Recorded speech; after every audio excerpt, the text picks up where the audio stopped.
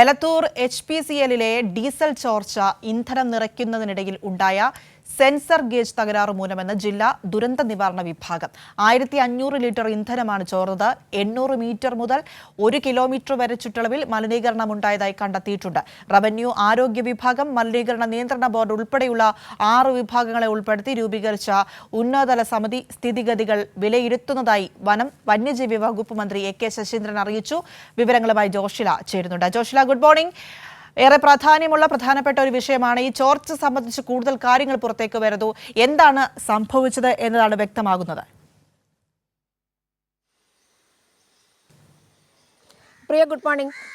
പ്രിയ സൂചിപ്പിച്ചതുപോലെ തന്നെ സെൻസർ ഗേജിലുണ്ടായ തകരാറ് മൂലമാണ് ഇത്തരത്തിൽ ഇന്ധന ചോർച്ച ഹിന്ദുസ്ഥാൻ പെട്രോളിയം കോർപ്പറേഷൻ ലിമിറ്റഡിൽ ഉണ്ടായിട്ടുള്ളത് എന്നുള്ളതാണ് ഇപ്പോൾ കണ്ടെത്തിയിരിക്കുന്നത്.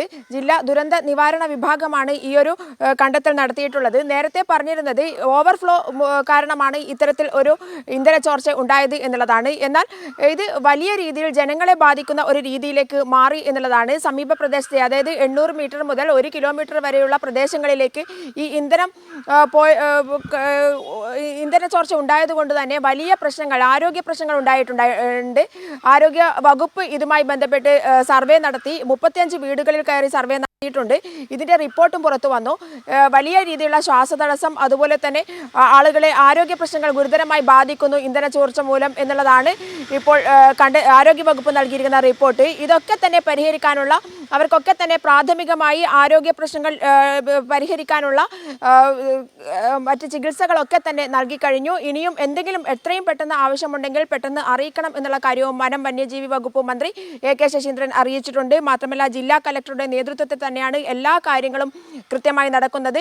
HPCL അധികൃതരും ഇതുമായി ബന്ധപ്പെട്ടിട്ടുള്ള അന്വേഷണമൊക്കെ തന്നെ ഇവർക്കൊക്കെ തന്നെ ഈ അന്വേഷണത്തിന്റെ ഭാഗമായി ഈ പ്രശ്നങ്ങളൊക്കെ തന്നെ പരിഹരിക്കും എന്ന് ഉറപ്പ് നൽകിയിട്ടുണ്ട്.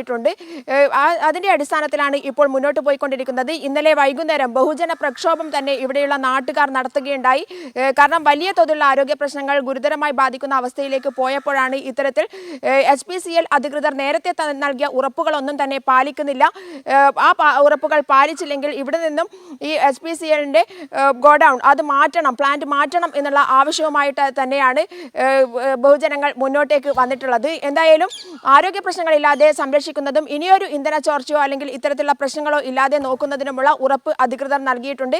മാത്രമല്ല, 6 വകുപ്പുകൾ ചേർത്ത്, 6 വിഭാഗങ്ങളെ ചേർത്തുകൊണ്ട് ഉന്നതതല സമിതിയുടെ നേതൃത്വത്തിൽ തന്നെ നിരന്തരം ഈ പ്രശ്നങ്ങൾ അന്വേഷിക്കുന്നുണ്ട്, നിരീക്ഷണം നടത്തുന്നുണ്ട്. ഇന്നലെയും മിനിഞ്ഞാന്നുമായി ഉന്നതതല സമിതിയുടെ ഉന്നതതല ഉദ്യോഗസ്ഥർ ഇവിടം സന്ദർശിച്ച് കാര്യങ്ങൾ വിലയിരുത്തിക്കൊണ്ടിരിക്കുകയാണ്. പ്രിയ, ശരി, ജോഷിലയാണ് എന്തായാലും ഇതിന്റെ വിശദാംശങ്ങൾ നൽകിയത്.